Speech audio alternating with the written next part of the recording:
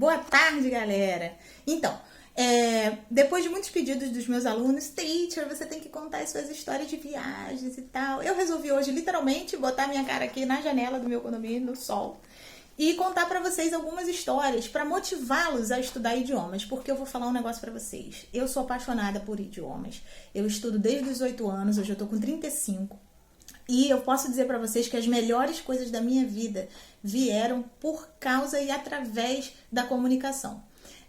Até, assim, desde viagens, né, que eu já viajei mais de 18 países, até a forma como eu conheci meu marido também teve a ver com comunicação direta e efetiva, que um dia eu conto essa história pra vocês.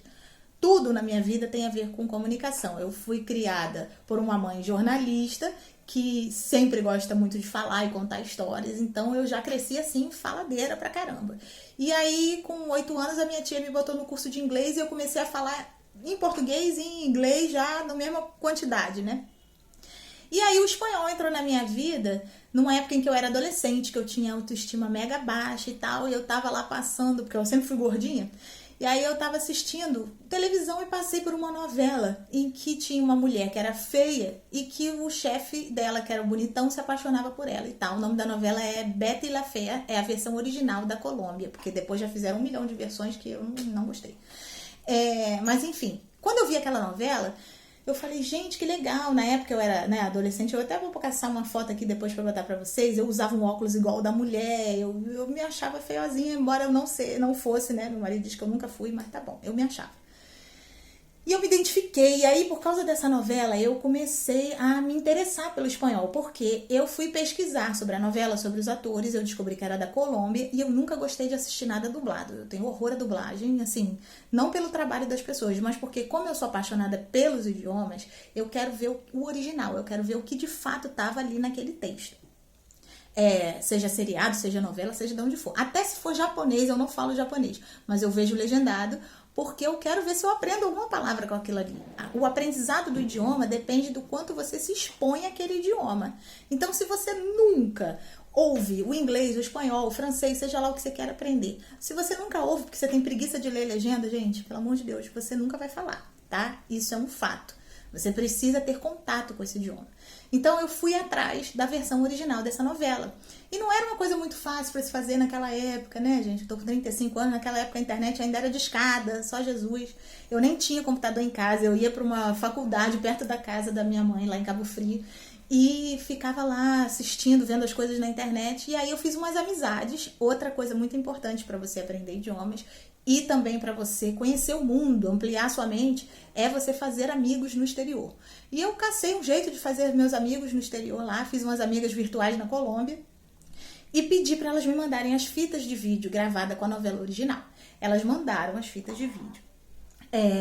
Gente, era fita de vídeo mesmo, tá? Vocês, talvez os jovens dessa época nem saibam o que é um videocassete, mas era nesse nível. E aí eu botei o vídeo, a fita lá para assistir, e eu assisti aquilo dia e noite, dia e noite. Quando eu assisti a primeira vez, eu não entendia nada do que eles estavam falando, porque eu não falava espanhol. Então, para mim era muito difícil, mas difícil, impossível, enfim, essas palavras não ficam no meu vocabulário por muito tempo, porque quanto maior o desafio, melhor. E aí, apesar da zoação das minhas amigas na faculdade, porque elas ficavam, o que você tá vendo essa novela nada a ver aí nesse idioma esquisito? Eu falei, gente, olha só, me deixa, cara, eu quero aprender, eu vou aprender. Eu ficava lá assistindo a novela. E aí, o que aconteceu com isso? De tanto eu ouvir, né, o sotaque colombiano, eu comecei a falar como eles. E aí, quando eu entrei na faculdade na UERJ, que foi em espanhol, a minha professora perguntou, já viviste em Colômbia? E eu respondi, no, todavía no, ni siquiera conozco. Ela, não, porque hablas com el acento colombiano. E eu, que legal, então ótimo. Eu fiquei tão imersa na novela que eu comecei a falar com o sotaque deles. E aí, gente, isso desenvolveu no meu coração um amor pelo país. Eu queria conhecer a Colômbia, eu queria conhecer os cenários das novelas. Essa não foi a única novela colombiana que eu assisti, porque eu comecei a gostar muito do trabalho do ator principal, né? Ele se chama Jorge Enrique Abello. É o cara que fazia o Armando Mendonça. E aí eu comecei a assistir todas as novelas dele. E tinha uma novela que se chamava La Costeña y el Cachaco, que falava sobre as diferenças de quem mora na costa e de quem mora em Bogotá. E tudo isso foi me dando um conhecimento legal sobre a cultura colombiana.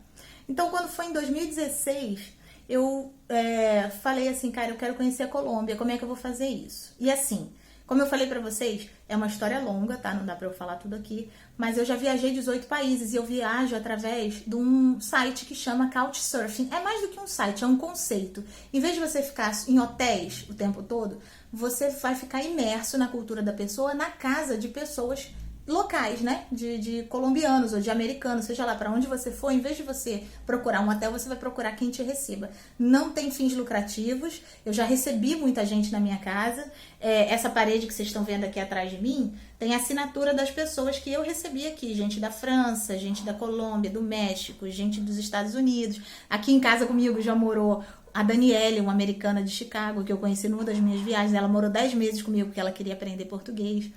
Enfim, eu quis ir para Colômbia e aí eu procurei uma das primeiras pessoas que eu conheci no Couchsurfing, que foi o William.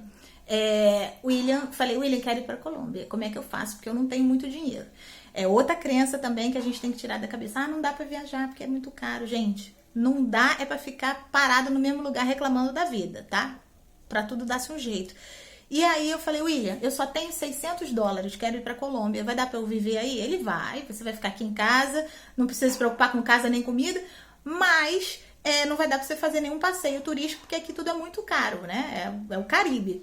O máximo que dá pra fazer é você ir de carona assim, ver uns navios, uns iates, porque ele trabalha, ele tem a própria empresa dele, o restaurante dele, e ele também aluga iates pra quem quer conhecer as ilhas do Caribe. Eu falei, já tá ótimo, eu vou, tiro umas fotinhas na frente do iate e depois eu vou pra praia ali normalmente. Gente, só que é o seguinte, ser fluente em 3 idiomas, e eu quero ser fluente em mais do que isso, tá? Eu já tô planejando aqui estudar o francês, porque quanto mais idioma a gente fala, mais portas se abrem. E não é só isso, não é só falar, decorar gramática, não. É ser comunicativo, a comunicação é muito poderosa. Abre portas incríveis. E eu vivo isso na minha vida 24 horas. É isso que eu quero que os meus alunos entendam. Para que eles têm que aprender idiomas? Não é só chegar lá, pegar um livro, the book is on the table. El libro está sobre la mesa. Bueno, ¿y para qué te sirve este carajo? Tienes que saberlo. What's that for? Ok? Não liga não, de vez em quando eu vou falar aqui misturando os idiomas, é assim mesmo, tá? E aí, gente, o que aconteceu? Eu fui no primeiro dia com o William para o lugar onde ele trabalhava para conhecer o iate, só tirar uma fotinha e seguir para a praia. Só que quando eu cheguei lá tinha uma treta imensa rolando. Essa treta era a seguinte, o iate que ele tinha alugado para uma família australiana tinha ficado ruim de alguma maneira e ele precisava arranjar outro assim, porque você sabe, gente que tá de férias, ainda mais rica, não espera. E tinha uma galera, tinha uma senhora de idade, tinha uma grávida, tinha criança pequena, todo mundo no sol, um calor danado, o povo reclamando já. Eu escutava as reclamações em inglês do povo da Austrália, eu escutava a treta que estava acontecendo com o William e o piloto e o copiloto do iate em espanhol, e eu ficava aqui na minha cabeça pensando nos 3 idiomas, como é que eu vou ajudar? Porque eu não estava nem interessada em nada para mim, eu queria ajudar o meu amigo. E aí, o que eu fiz? Como eu tenho jeito com criança, eu fui lá, peguei as crianças, botei na sombra com a mãe, com a grávida e com a senhora de idade. Arranjei água e suco para eles. Fiquei fazendo lá sala, né? Ajudando as criancinhas a não chorarem tanto enquanto elas esperavam para fazer o passeio.